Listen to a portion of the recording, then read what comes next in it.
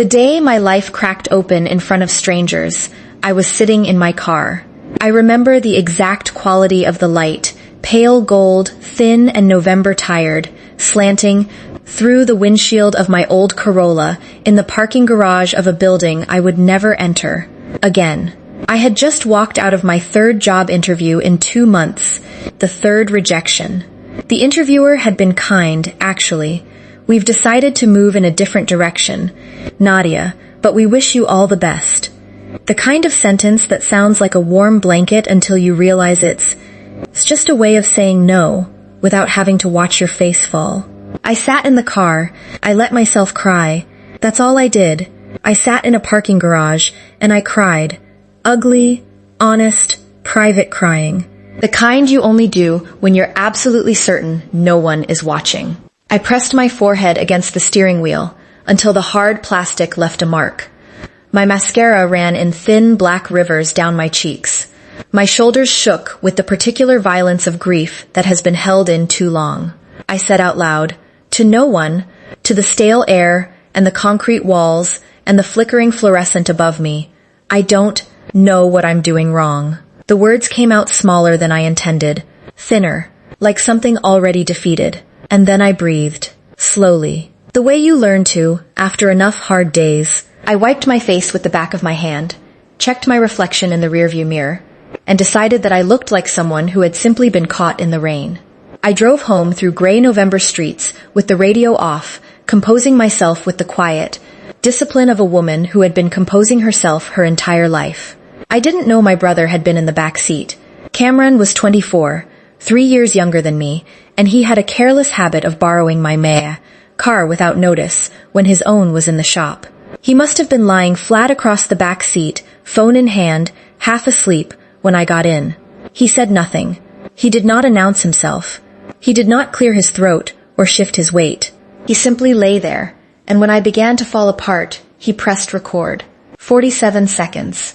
My face broken open. My voice cracking on that one sentence. My hands trembling on the wheel like I was something fragile, something pitiable, something worth laughing at.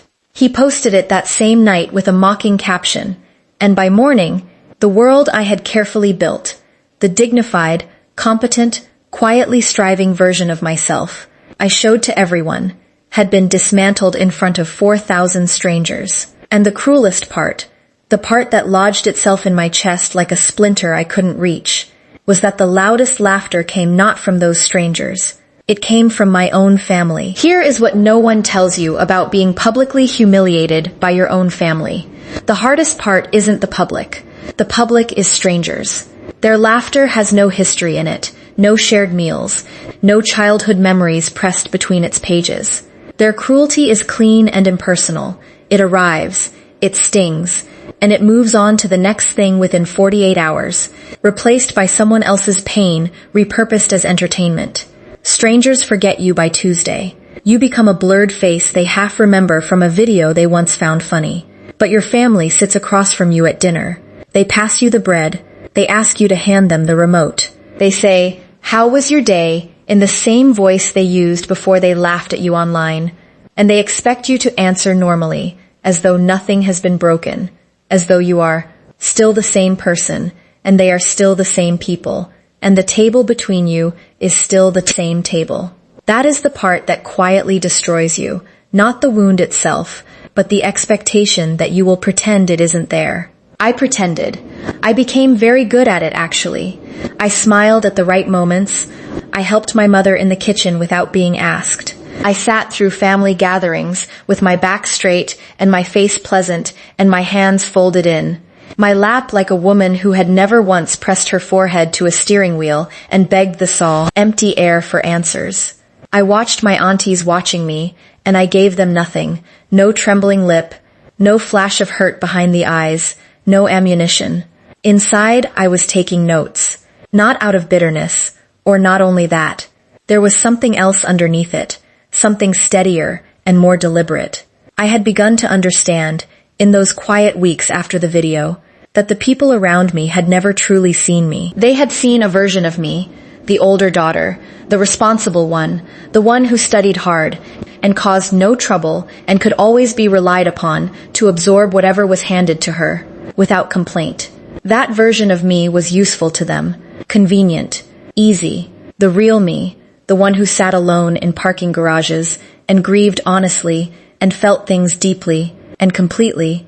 That version frightened them, so they mocked it instead, and I let them think they had won. I let the silence settle over me like something permanent, like resignation, like a woman who had accepted her place.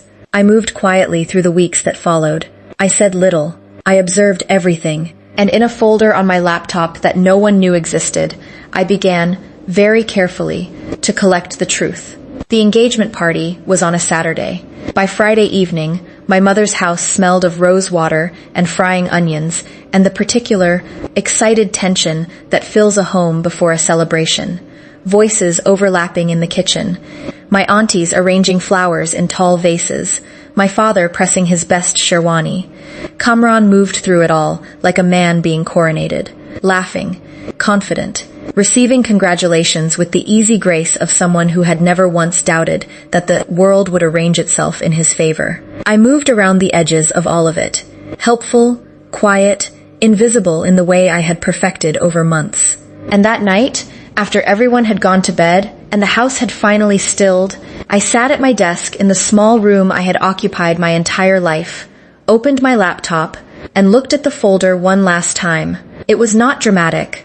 That is the thing I want you to understand.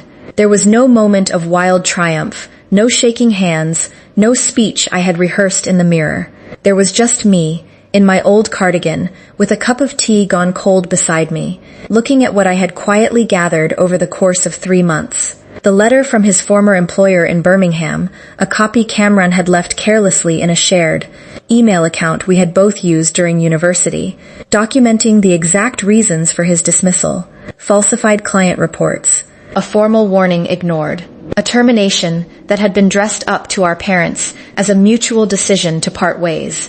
Screenshots of Tariq's messages to me, his own words, unprompted, detailing the £15,000 and the broken promises, and the way Kamran had stopped returning his calls once the money was spent. And Priya's message, that one I had saved not as a weapon, but as a testimony. A quiet, dignified account of 8 months of her life given to a man who had vanished without explanation when his family's approval became more important than her feelings. She had never asked me to do anything with it. She had just needed someone to know. I did not send it to 4,000 strangers. I did not post it online with a mocking caption. I did not give it a laughing emoji or share it into community group chats where aunties could dissect it over chai.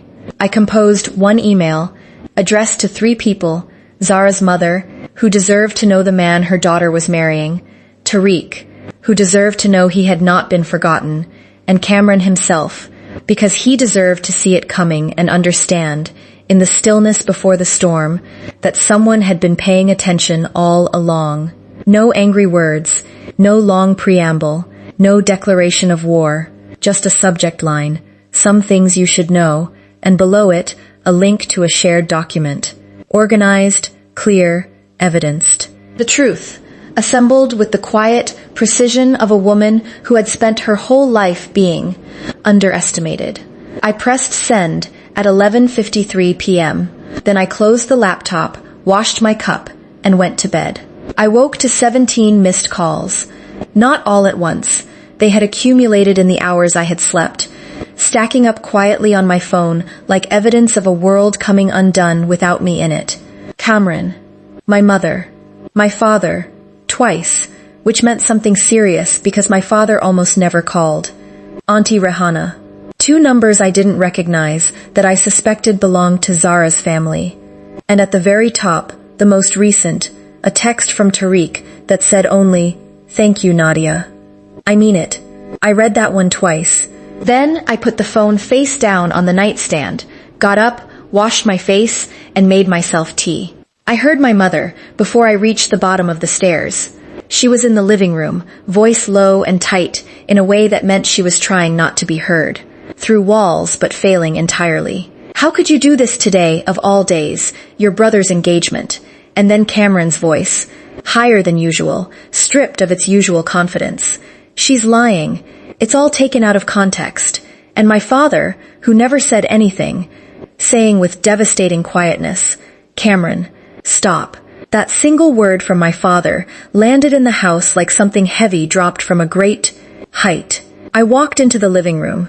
3 faces turned toward me. My mother's expression was the one I had feared my whole life.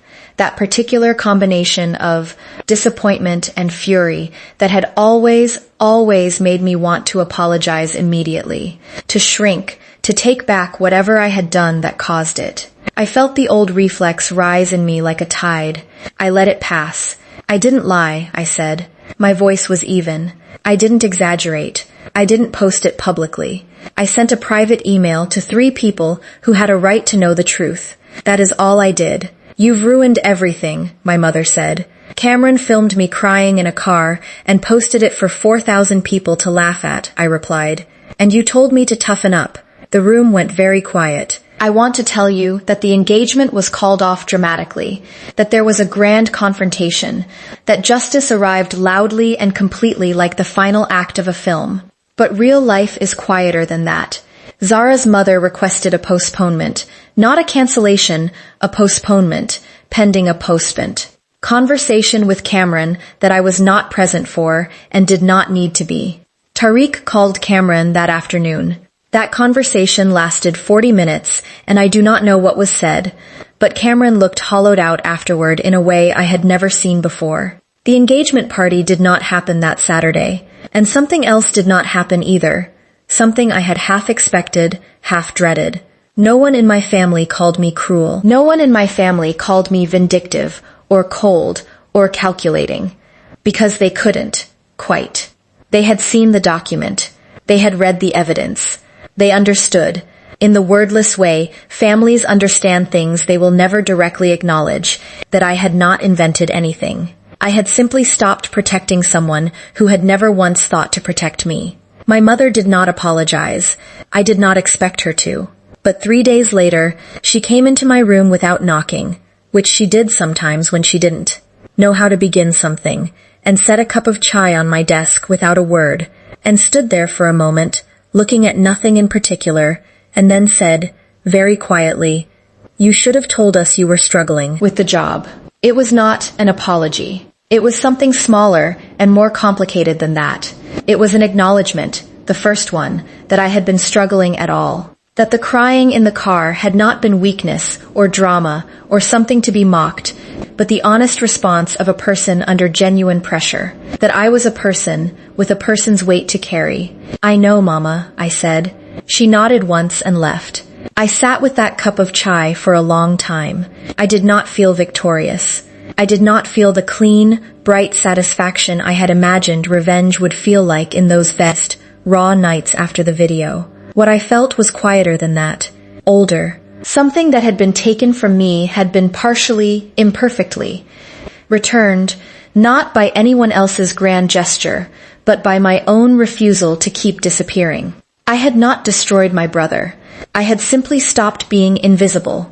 And for the first time in a very long time, sitting in my small room with a warm cup between both hands, I felt like someone who took up exactly the right amount of space in the world. Not too much, not too little, just enough.